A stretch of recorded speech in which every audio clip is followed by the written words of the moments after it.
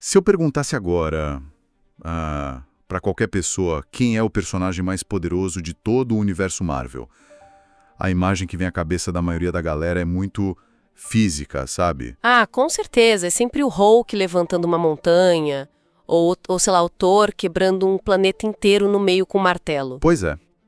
A gente tem essa tendência natural de medir poder e força com base no que os olhos podem ver. Tipo, é uma escala linear e reconfortante de músculos, né? E de pura destruição tangível. É o jeito mais fácil de processar a coisa toda. Mas a graça é justamente quando a gente subverte isso completamente. Exatamente. Porque, e se a gente pensar que o topo absoluto dessa cadeia alimentar não é um herói musculoso de capa?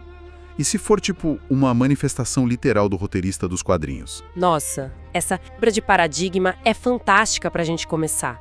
Porque quando a gente abandona a física básica, sabe, a porradaria, e entra na metafísica da Marvel, o conceito de força muda de figura.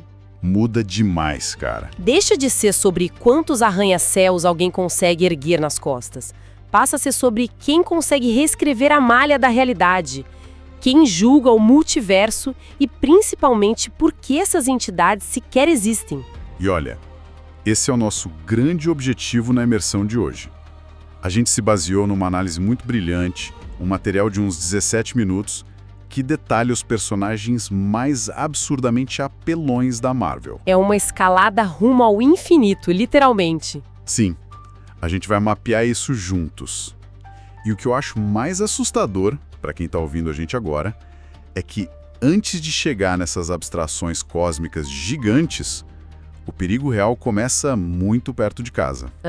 Começa com a mente humana super falha, tendo que lidar com o poder de um deus. O que faz todo sentido do ponto de vista narrativo, né? Porque o poder absoluto numa entidade cósmica que nem tem sentimentos humanos é só uma força da natureza. É como a gravidade. Exato, não tem malícia, mas um poder ilimitado preso dentro de uma mente humana frágil, cheia de falhas, medos, traumas.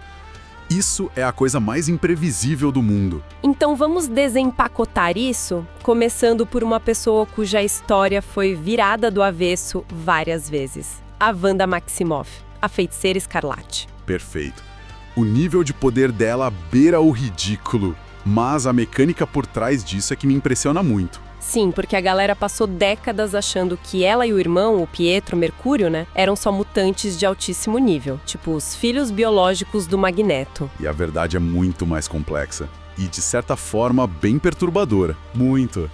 Porque os experimentos do autoevolucionário entraram na jogada e provaram que ela não tem o gene X, ela foi artificialmente alterada. Pois é, o autoevolucionário basicamente mascarou o resultado genético, ele fez parecer que eles eram mutantes. Mas a base de poder da Wanda é uma sobreposição de absurdos. Uma montanha de bizarrices. Exato. Primeiro, ela já nasceu com uma linhagem romani muito forte ligada à feitiçaria. Isso já dava uma predisposição. Um terreno fértil ali. Mas o salto para esse nível multiversal absurdo acontece porque ela foi imbuída com a magia do caos. E assim, magia do caos não é ficar tirando o raiozinho de energia vermelho. Não mesmo. É a capacidade literal de manipular probabilidades. É reescrever a realidade inteira para que o impossível aconteça na sua frente. E como se ter a genética alterada e a magia do caos não fosse o bastante, tem a cereja do bolo mais macabra de todas nessa história. A posse demoníaca. Essa mesma. O Kitson, que é um Lorde Demônio, marcou a Wanda quando ela era só um bebê. Ele injetou a própria essência mágica nela, sabe? Tudo isso só para que um dia ela fosse o receptáculo perfeito para ele. E é toda essa tempestade perfeita que transforma a Wanda no que a Marvel chama de ser Nexus. Que é um conceito que quebra a cabeça da gente. Total. Para entender o ecossistema da Marvel, você precisa entender isso. Um ser Nexus é como se fosse um pilar, né? Uma âncora gravitacional de uma linha do tempo específica. A simples existência dela estabiliza aquele universo. E a ironia macabra que quem acompanha essas histórias nota logo é que a âncora do universo é uma mulher que passou pelos traumas mais desestabilizadores possíveis. Exatamente. Imagina o peso disso na psique de alguém. Ela se apaixona pelo Visão, que é uma inteligência artificial num corpo de vibrânio, Ela quer ter uma família normal. Mas a biologia não permite, né? Eles não podem ter filhos naturalmente. Não podem. Então, o que ela faz? Num nível inconsciente, ela usa essa magnitude bizarra de poder para criar construtos mágicos. Os gêmeos, o Thomas e o William. Eles ganham vida usando pedaços de alma que estavam perdidos por aí. E não era qualquer alma. Eram fragmentos da alma do Mephisto, que é tipo análogo do diabo no universo Marvel. Cara, isso é tenso demais. E a mecânica dessa tragédia não perdoa. Porque o Mephisto uma hora reabsorve esses pedaços, certo? Certo, e as crianças somem. Elas literalmente evaporam da realidade. O choque de perder os filhos, que ela mesma moldou, causa uma ruptura mental tão violenta que o poder flui sem controle nenhum. O limite físico dela simplesmente deixa de existir ali. A única barreira passa a ser a saúde mental dela. Que já estava em frangalhos. É tipo dar o botão de lançamento de ogivas nucleares na mão de uma pessoa tendo um colapso nervoso crônico. Uma analogia perfeita. Mas e se a gente der esse botão de lançamento nuclear na mão de uma criança? Tipo, num parquinho. A gente tem que falar do Franklin Richards. Ah, o filho do Reed Richards e da Sue Storm, do Quarteto Fantástico. O próprio. E, cara, ele é o exemplo máximo de anomalia genética, né? Com certeza. Porque os poderes da Wanda têm raízes místicas, magia do caos, demônios. O Franklin não. Ele nasceu de 2 humanos que tiveram os genes radicalmente mutados por radiação cósmica no espaço. E o resultado disso é um moleque que brinca de ser Deus. Ele consegue manipular matéria e energia só com o pensamento, fazendo mini-universos debaixo do cobertor antes de dormir. É muito absurdo. E o mais interessante é como eles lidam com a contenção dessa criança. Porque os pais, mesmo sendo super-heróis e gênios, não conseguem lidar com uma criança onipotente. Como que educa alguém assim, né? Pois é, a criação dele acaba sendo meio terceirizada para figuras muito bizarras. Tem a Agatha Harkness, uma bruxa ancestral que faz papel de babá, e do outro lado o robô H-E-R-B-E. Eu acho fascinante. E o detalhe que mais me deixou de queixo caído quando vi as fontes foi o professor Xavier. Ah, a investigação dele. Sim, a maior autoridade global em mutantes foi lá, examinou o menino e falou com todas as letras. Gente, ele não é um mutante. O que prova que o Franklin transcende até a árvore evolutiva da Terra, sabe? Ele é praticamente um evento cósmico no corpo de um garoto de 8 anos. E ele bloqueia isso, né? Pra não pirar. Sim, ele tem bloqueios psionicos inconscientes. Porque as versões do futuro dele já aparecerão destruindo os celestiais no soco. Então, hoje, ele acessa essa divindade inteira só uma vez por ano. Ele não usa esse dia pra ir num parque de diversões. O moleque tira o dia pra fazer uma auditoria no multiverso inteiro. É, de pijama no quarto. Vendo se tem ameaça transdimensional vindo pra Terra. Cara, eu fico chocado com isso. Subverte toda a nossa noção de responsabilidade. Mas olha, se uma criança divinal já dá dor de cabeça, o que a gente fala de um adulto onipotente lutando contra a esquizofrenia cósmica? Você tá falando do Bob Reynolds, claro. O Sentry, ou Sentinela, como chamam aqui. Ele mesmo. O fator humano esticado até arrebentar. Total.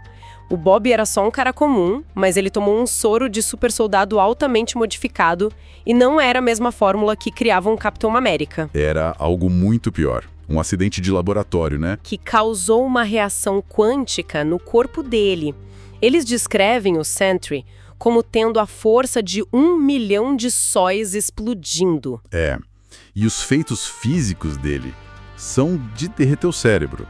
A gente viu ele lutar contra o Hulk até os dois desmaiarem de exaustão e voltarem para a forma humana. Empatou com a força da raiva infinita. Exato. Ele também segurou o pé de um celestial para não esmagar a Terra. Tudo bem que ele teve a vampira absorvendo um pouco do impacto ali do lado, mas o cara serviu de macaco hidráulico para um deus espacial. Mas a parte física nem é a mais louca. A explicação de como o poder dele funciona é que quebra tudo. Ele supostamente existe no passado, no presente e no futuro, tudo ao mesmo tempo. Como que as moléculas de uma pessoa existem à frente no tempo?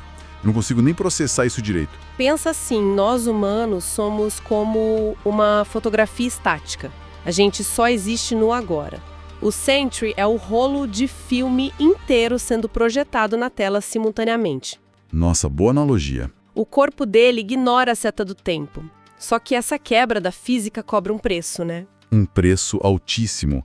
porque a mente dele abriga esse Salvador dourado, mas também abriga o The Void, o vazio. A manifestação sombria dele. É a terceira lei de Newton aplicada à mente de um super-humano. Para toda ação, uma reação. Exato. O Sentry não pode salvar o mundo com força máxima sem que o vazio fique igualmente poderoso do outro lado.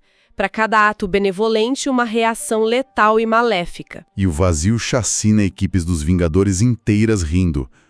A fraqueza dele não é magia, não é uma pedra brilhante de outro planeta. A maior fraqueza do ser mais forte do planeta é a agorafobia e o distúrbio de personalidade do Bob. Cala. Mas aqui é que a coisa fica realmente interessante, na minha opinião. Manda. Porque a gente falou de humanos ganhando poder, ou nascendo com ele. Mas e quando o poder infinito é injetado na pessoa num evento completamente externo? Tipo, um acidente bizarro. O projeto de laboratório vivo, você quer falar do Owen Reece, o homem molecular? Exatamente. O Molecule Man. Como que a mente reage a isso? Olha, para mim o homem molecular é um dos conceitos mais elegantes e assustadores dessa hierarquia. O Owen era um técnico de laboratório, frustrado, ganhava mal e sofre um acidente no gerador de partículas. Ele foi atingido por uma radiação diferente. Muito diferente. Aquela energia não era do universo Marvel comum. Vinha do Beyond Realm, o reino do além. E, para quem nos ouve entender a dimensão disso, o Beyond Realm é basicamente a folha em branco fora do gibi. É onde a física da Marvel nem existe. Exato, é o vazio externo. E a radiação deu ao Owen controle absoluto sobre energia e matéria em nível subatômico. Mas ele não sabia da escala disso no começo. Entra aquele ponto cego humano de novo, né? A síndrome de vira-lata do cara. Total. Ele tinha um complexo de inferioridade tão bizarro que achava que só conseguia afetar a matéria inorgânica. Ele andava com uma varinha, que na verdade era só uma barra de aço, que ele achou. Uma muleta psicológica. Sim, ele precisava daquilo para focar. Era um deus travado por problema de autoestima. Mas a reviravolta sobre ele é sensacional, porque o acidente não foi um erro de cálculo do laboratório. Ele foi propositalmente desenhado pela raça dos Beyonders. A função dele é assustadora. Demais. O homem molecular foi criado para ser um fio de armadilha cósmico, uma ferramenta de autodestruição do multiverso. Eles plantaram o Owen Reece em cada universo singular que existe. Ele é um pino de granada vivo. Se aquele Owen específico morre, a explosão quântica aniquila todo aquele universo na mesma hora. É uma programação de fora do sistema. Mas o que eu acho genial é como ele consegue subverter isso. Porque um pino de granada não pensa. O Owen pensa. Ele transcende a programação. Tem aquele momento incrível nos eventos cósmicos mais recentes. Aquele que ele joga a própria consciência para uma molécula só? Isso. Ele transfere a consciência gigantesca dele para uma única e solitária molécula. E a partir desse ponto microscópico, ele ajuda a reconstruir o multiverso inteiro que estava desmoronando. De homem-bomba para arquiteto cósmico. Mas aí me vem uma dúvida que a gente tem que discutir. Se ele foi criado como uma ferramenta, até que ponto esses seres têm livre-arbítrio? E tem um outro personagem que cai nessa mesma categoria de criação fabricada. O Hyperion. Ah, o Hyperion. O histórico dele é uma bagunça fragmentada. Tem o do Esquadrão Sinistro, o do Esquadrão Supremo lá da Terra 712. A versão da Terra 661 são dezenas. E os poderes sempre lembram os ícones clássicos, né? Superforça, invulnerabilidade, atributos de um eterno. E a visão atômica. A visão atômica é um detalhe crucial, porque não é só atirar laser pelo olho. A força daquilo está conectada à convicção ética dele. A crença inabalável de que ele tá certo. Sim, ele opera num senso de retidão absoluta. Não tem meio termo para ele. É um protetor pragmático e brutal. E põe brutal nisso. Lembra do embate entre ele e o Namor, o rei de Atlântida na Terra 661. Nossa, sobre a destruição de outras realidades, né? Isso. Eles estavam discutindo sobre destruir outros universos para salvar o deles. O Hyperion não prendeu o Namor, não tentou conversar mais um pouco. Ele simplesmente ativou a visão atômica e, cara, num piscar de olhos, decapitou o rei de Atlântida. Sem nem piscar. É um pragmatismo assustador. e que contrasta bizarramente com outras versões dele. Tem uma iteração do Hyperion que foi criada inteiramente pelo Mephisto. O diabo fazendo super-herói. Pois é. Sabe o que esse ser artificial faz da vida? Ele vive sob a identidade secreta de um professor de história super pacato. Cara, imagina isso. O bicho tem poder para incinerar um deus, mas está lá ensinando Revolução Francesa para adolescente. É muito louco. Isso me faz voltar à questão do livre-arbítrio. O Owen Reese era um pino de granada. O Hyperion do Mephisto é uma construção demoníaca com memória falsa.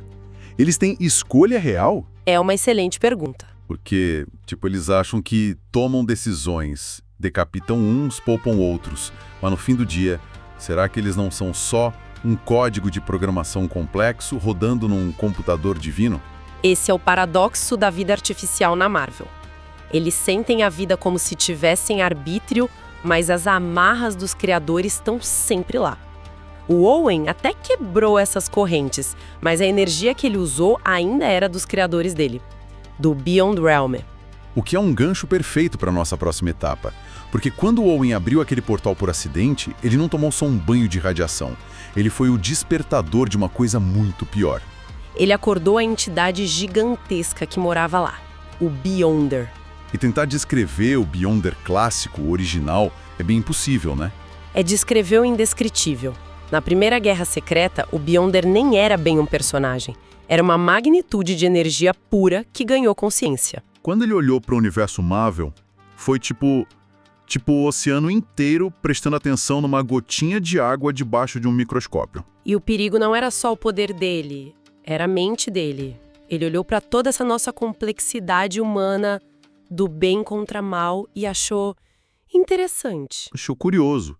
Do mesmo jeito que uma criança acha legal botar 2 insetos num pote de vidro e chacoalhar para ver quem ganha. Sim, ele queria entender a gente. Então ele arranca pedaços de um monte de planetas, costura tudo para fazer o Battle Road de um mundo bélico e sequestra todo mundo, os maiores heróis, os vilões, e fala: lutem aí, quem ganhar leva um prêmio. Um deus infinito brincando com bonecos de ação. Literalmente. Mas isso virou uma bagunça editorial tão grande que a força dele começou a flutuar nas histórias, né? Demais. Começou a perder para quem não deveria. O Doutor Destino enganou ele, roubou o poder dele usando só inteligência por um tempo. O próprio homem molecular bateu nele. A entidade Cosmos também. Aí os roteiristas tiveram que fazer aquele retcon famoso. Alteraram a história retroativamente. Revelando que aquele Beyonder que tratava galáxias como poeira era só uma unidade infantil da raça dos Beyonders. Cara, eu fico embasbacado. Se o bebê deles faz isso com os heróis, o que os adultos dessa espécie não fazem? Se a gente conectar isso com o quadro maior, dá pra entender a reação do universo. Pensa no multiverso Marvel como um corpo humano. Quando entra um vírus ou um corpo estranho muito forte, tipo os Beyonders adultos, o sistema imunológico entra em ação. E a Marvel tem um sistema imunológico com nome e sobrenome, o Tribunal Vivo. Aquele visual é um desconforto cósmico genuíno. Total, ele não é um humanoide normal. É um gigante dourado sem pescoço e a cabeça flutuante tem 4 rostos diferentes. E é ele quem julga a realidade. Ele funciona tipo um algoritmo cósmico. O rosto com capuz é equidade. O que está parcialmente coberto processa vingança. Tem o que está todo coberto também, né? Sim, esse só enxerga a necessidade. O que precisa ser feito para salvar o cosmos doa quem doer. E o quarto lado é o vazio. Fica um espaço lá que diz em seu lugar de uma entidade chamada The Stranger. Ele não é o herói. É uma balança cega. Uma balança que desliga sistemas solares se for preciso. Se uma magia está saindo do controle numa realidade, ele vai lá e apaga tudo. O Doutor Estranho já teve que implorar aos pés dele para não apagar a Terra. Ele teve que provar que a humanidade tinha um saldo positivo, né? Sim, usou toda a lábia para convencer as 3 faces. O Tribunal Vivo era a lei suprema. Ele até anulou os efeitos do Beyonder infantil uma vez. Inquestionável.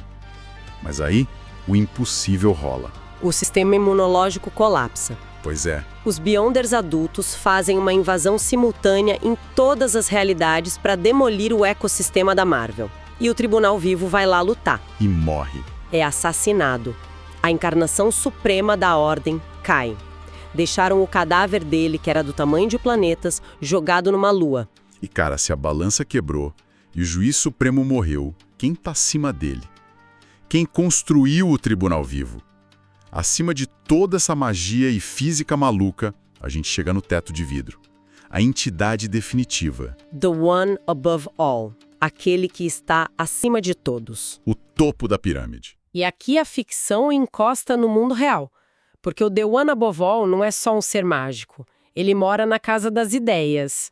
Ele é a representação literal do escritor, do editor. Da própria criatividade. Onipotente, onisciente e onipresente. O trabalho dele não é punir os personagens, é criar tudo usando amor. Sustentar o universo com imaginação infinita. É um alívio, no meio de tanta desgraça, saber que lá no topo tem alguém guiado pelo amor. E ele nem é de ficar jogando raios. Ele aparece de boa, tipo um velhinho desenhando num caderno. Ele já conversou com o Peter Parker, né? Sim, o Homem-Aranha estava num dia horrível, super deprimido, e ele aparece para dar um encorajamento, para mostrar que cada vida salva importava. É muito bonito, mas narrativamente tem o outro lado da moeda. Sempre tem. É a termodinâmica do roteiro, porque se o The One Above All ficasse criando sem parar, a história ia inflar até estourar, de tanta coisa nova. Precisava de um filtro. Exato. Por isso ele tem um contrapeso, o reverso sombrio. The One Below All, aquele que está abaixo de todos. A força de destruição. É o fogo que queima a floresta velha para dar espaço para as sementes do escritor crescerem de novo. Então, o que tudo isso significa no final? Porque essa invulnerabilidade toda do deus da Marvel acabou tomando uma rasteira feia recentemente. Ah, a história do Thanos. Eu chego a rir do quão metalinguístico isso é. O Thanos, de uma linha do tempo onde ele já tinha vencido todo mundo, botou as mãos num artefato chamado Regulador Astral. Um hack da realidade. E se aproveitando de um defeito na engrenagem multiversal, ele usou esse regulador para absorver o The One Above All. É a maior quebra de quarta parede de todas. Imagina a cena. O antagonista ganha tanto poder que ele simplesmente hackeia o sistema, entra na sala do roteirista, absorve o criador e senta na cadeira dele para escrever a história. A criação engolindo o criador vivo. Cai por terra qualquer conceito de onipotência. Ele virou refém do próprio gibi que ele escreveu. E isso mostra que nem a personificação da caneta do autor tem um porto seguro quando a história foge do controle.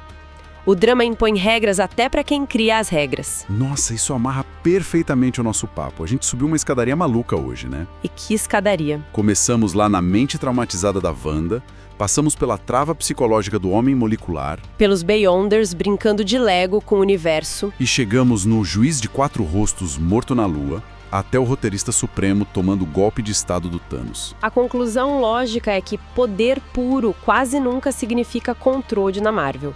Toda entidade está sempre em guerra contra si mesma ou contra o propósito para qual ela foi criada. É um peso esmagador. Maravilhosamente caótico, cara. Mas olha, para fechar essa nossa análise lá nas alturas, eu sei que você tem uma provocação final sobre esse assunto, né? Para deixar quem está acompanhando a gente com a mente fritando. Ah, com certeza. A gente falou do The One Above All como o autor que cria por amor. E o The One Below All como a borracha que apaga a lousa quando a história fica confusa. Então, pare e pensa na vida real. Quando as editoras de quadrinhos veem as vendas caindo, a cronologia toda bagunçada, o que elas fazem? Elas anunciam aquele grande reboot. Apagam tudo e recomeçam do número 1. Exato. Universos são esmagados e a história reinicia. Será que essa reunião de negócios, essa ação editorial lá nos escritórios no mundo real, não é a manifestação exata e literal do The One Below All atuando aqui, fora e lá dentro das páginas ao mesmo tempo? Caramba! Uma destruição dolorosa de anos de histórias só pro lado luminoso do autor poder pegar uma folha em branco e desenhar tudo de novo. Que acho? Eu tô de cara, isso é de tirar o sono de qualquer leitor assíduo. Muito bom. Olha, queria agradecer muito a todo mundo que acompanhou a gente nessa escalada vertiginosa hoje. Foi incrível. Foi demais. Um grande abraço para nossa audiência. Tomem cuidado com garotos de pijama fazendo auditorias cósmicas e continuem sempre questionando a fundação das realidades ao redor. Valeu!